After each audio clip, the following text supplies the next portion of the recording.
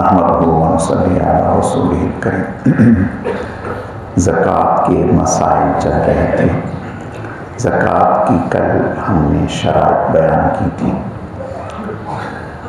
زکوٰۃ کے نصاب میں 3 چیزیں ہیں۔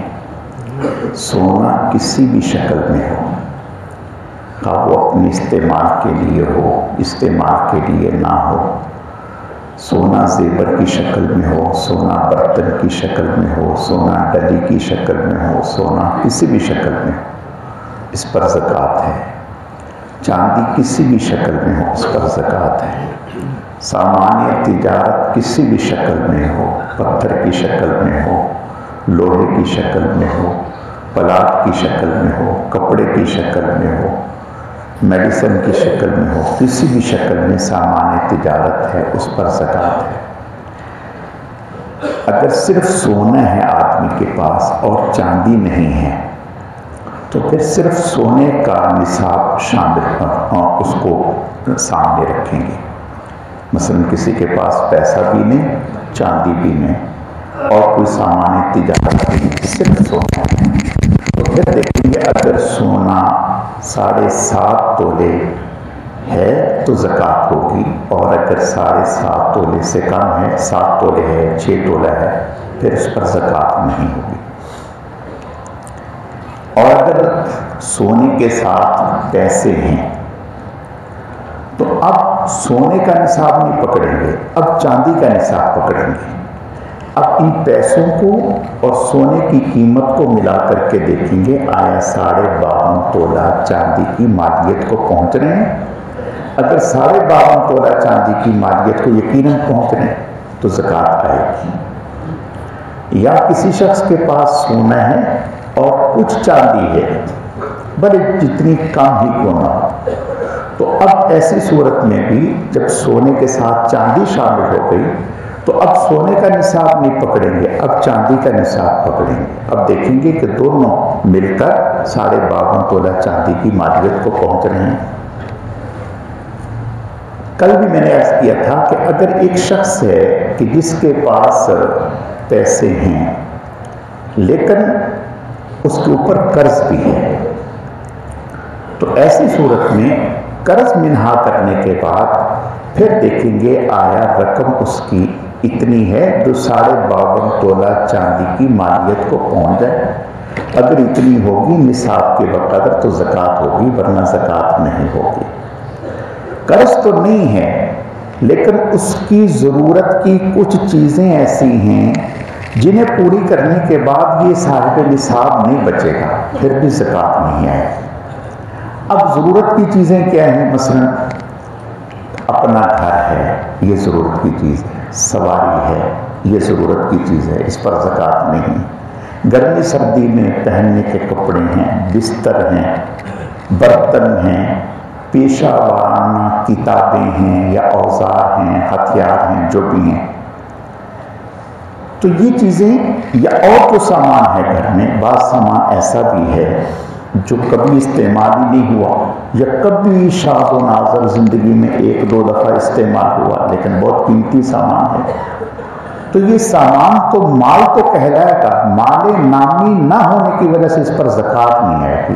مال نامی جو تجارت کا سامان، اس پر زکوٰۃ نہیں ہے۔ اب سامان تجارت جو ہے اس کی موجودہ قیمت دیکھیں گے۔ مثال کے طور پر ہم نے پلاٹ لیا تو ہم نے پلاٹ لیا 5 لاکھ روپے کا آج سے 10 سال پہلے، اس وقت وہ پلاٹ 1 کروڑ روپے کا ہے، تو اب ہم جو زکوٰۃ دیں گے وہ اس وقت جو اس کی ویلیو ہے اس پر زکوٰۃ دیں گے۔ ہم نے ایک پلاٹ لیا آج سے 5 سال پہلے 1 کروڑ روپے کا، اب پراپرٹی کی قیمت گر چکی، اب اسی کی قیمت جو ہے وہ 20 لاکھ ہے یا 30 لاکھ ہے، تو اب ہم جو زکوٰۃ دیں گے وہ موجودہ قیمت پر زکوٰۃ دیں گے۔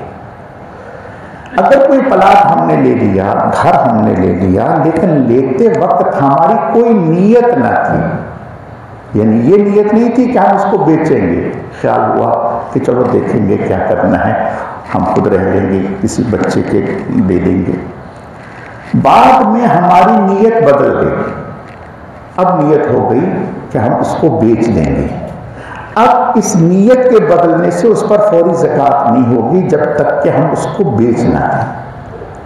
یا کوئی ہم نے سامان دیا گھر میں اور اپنے رکھنے کے لیے سامان دیا, اب نیت ہو گئی کہ اس سامان کو ہم بیچ لیں, تو محض نیت ہونے سے وہ سامان تجارت نہیں ہوگا جب تک کہ ہم اس کو بیچنا شروع نہ کر دیں. جو سامان کرائے کے لیے ہے, جیسے کرائے کے برتن ہیں, ڈیکوریشن کا سامان ہے اور شامیانہ ہے یا گاڑی ہے یا مکان ہے جو کرائے پر چل رہا ہے, تو ان کی آنے والی کرائے پر زکوٰۃ ہوگی اور ان کی مالیت پر زکوٰۃ نہیں ہوگی. اسی طرح کسی نے فیکٹری لگائی ہے, کارخانہ لگایا ہے, تو جو کارخانے کا پلاٹ ہے, کارخانے کی عمارت ہے, فیکٹری کی عمارت ہے, فیکٹری کی مشینیں ہیں, ان پر زکوٰۃ نہیں ہے. جو سامان تیار ہو رہا ہے اس پر زکوٰۃ ہے. یا خام مال لا کے رکھا ہوا ہے, مثال کے طور پر ایک فیکٹری ہے جہاں لومز ہیں, کپڑا بنتا ہے, انہوں نے دھاگا لا کے اسٹاک کیا ہوا ہے, اب یہاں اس دھاگے سے کپڑا بنانا ہے, تو جو دھاگا اسٹاک کیا ہوا ہے کپڑا بنانے کے لیے اس دھاگے پر بھی زکوٰۃ ہے اور جو کپڑا بنے گا اس پر بھی زکوٰۃ ہے. اور جو سامان بیچنے کی نیت سے لیا تھا اور وہ بکا نہیں, ایک عرصہ گزر گیا, 20 سال گزر گئے, 15 سال گزر گئے, لیکن بکا نہیں ابھی تک, اس پر زکوٰۃ ہے.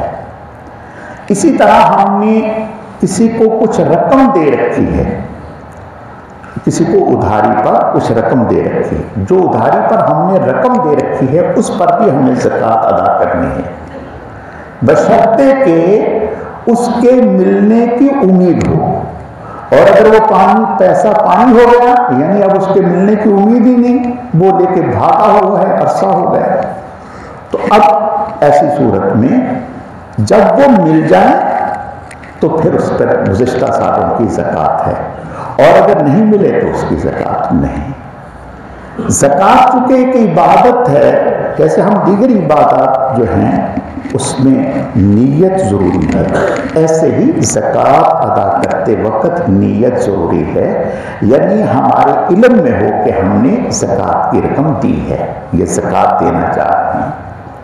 اگر مثال کے طور پر ہم نے کوئی مستحق نظر آیا, اس نے ہم سے تقاضا کیا, سوال کیا, ہم نے اس کو دے دیا, نیت ہماری نہیں تھی کہ زکوٰۃ کی, اب جیسے ہی دیا فوراً دل میں خیال آیا کہ زکوٰۃ کی نیت کر لیتے, تو ابھی ہمارے ذہن میں ہے کہ اس کے پاس ہی پیسے ہیں, اس نے ابھی اتنی جلدی اس کو استعمال نہیں کیا, ہم زکوٰۃ کی نیت کر سکتے ہیں.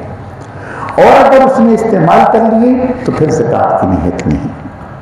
زکوٰۃ جو ہے مالدار کو نہیں دی جا سکتی, کافر کو نہیں دی جا سکتی, سید کو نہیں دی جا سکتی.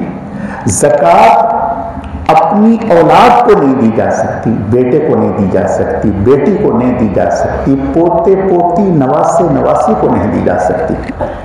اسی طرح زکوٰۃ اپنے ماں باپ کو نہیں دی جا سکتی, اپنے دادا کو نہیں دی جا سکتی, اپنے نانا کو نہیں دی جا سکتی. اس کے علاوہ جو مستحق لوگ ہوں ان کو زکوٰۃ دی جا سکتی.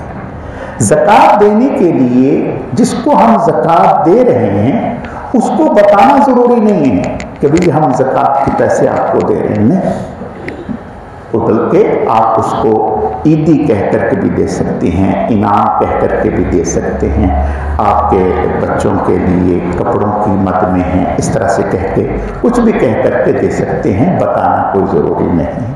باقی انشاءاللہ کل اللہ تعالیٰ سمجھنے کے عمل کرنے کی توفیق عطا کریں. الحمدللہ رب العالمین والعاقبۃ للمتقین والصلاة والسلام على سید المرسلین اللہم صل علی محمد النبی الأمی وعلی آلہ واصحابہ وبارک وسلم وصلی علیہ. اے اللہ ہماری اس نماز کو زندگی بھر کی پہلی تمام نمازوں کو دیگر تمام اعمال صالحہ کو اپنی بارگاہ میں اعلیٰ درجے میں قبول فرما. اے اللہ قبول فرما, اے اللہ قبول فرما. اے اللہ ہم سب کے روزوں کو، ہم سب کی تراویح کو، ذکر اذکار کو، تلاوت کو، صدقہ اور خیرات کو، اعمال صالحہ کو اپنی بارگاہ میں قبول فرما، کمی کوتاہیوں کو معاف فرما۔ اے اللہ اس ماہ مبارک کی خیر و برکتیں ہم سب کو نصیب فرما۔ اے اللہ اس ماہ مبارک میں آپ کی طرف سے بے شمار انسانوں کی مغفرت کے فیصلے ہوتے ہیں، ان میں ہم سب کو شامل فرما، ہمارے والدین کو شامل فرما، ہمارے اساتذہ اور مشائخ کو شامل فرما، پوری امت کو شامل فرما۔ اے اللہ اس ماہ مبارک میں آپ کی طرف سے ایمان والوں کے رزق میں اضافہ ہوتا ہے۔ اے اللہ اپنے کرم سے ہمارے جسمانی رزق میں بھی برکتیں عطا فرما، ہمارے روحانی رزق میں بھی برکتیں عطا فرما۔ اے اللہ رمضان المبارک میں ہر قسم کے گناہ سے بچنے کی توفیق عطا فرما، ہر طرح کی نیکی اختیار کرنے کی توفیق عطا فرما۔ یا اللہ پاک جس شوق اور جذبے کے ساتھ ہم رمضان المبارک میں پانچوں نمازوں کا جماعت کے ساتھ پڑھنے کا اہتمام کرتے ہیں، اے اللہ یہ اہتمام پوری زندگی ہمیں نصیب فرما۔ اے اللہ پوری زندگی اسی شوق اور جذبے کے ساتھ پانچوں نمازیں مسجد میں جماعت کے ساتھ ہمیں پڑھنے کی توفیق عطا فرما، سستی کاہلی اور غفلت سے ہماری حفاظت فرما۔ اے اللہ رمضان المبارک کے پورے روزے رکھنے کی توفیق عطا فرما، پوری تراویح پڑھنے کی توفیق عطا فرما، ہم سب کی تمام دعاؤں کو قبول فرما، بیماروں کو صحت و تندرستی عطا فرما۔ حافظ سہیب صاحب کے سسر بیمار ہیں، اے اللہ انہیں اور جتنے بھی لوگ بیمار ہیں سب کو صحت و تندرستی عطا فرما۔ جو مسلمان اس دنیا سے جا چکے سب کی مغفرت فرما، فلسطین کے مظلوم مسلمانوں کی امداد فرما، انہیں مکمل فتح اور کامیابیوں سے ہمکنار فرما۔ سبحان ربک رب العزت عما یصفون وسلام علی المرسلین والحمد للہ رب العالمین برحمتک یا ارحم الراحمین۔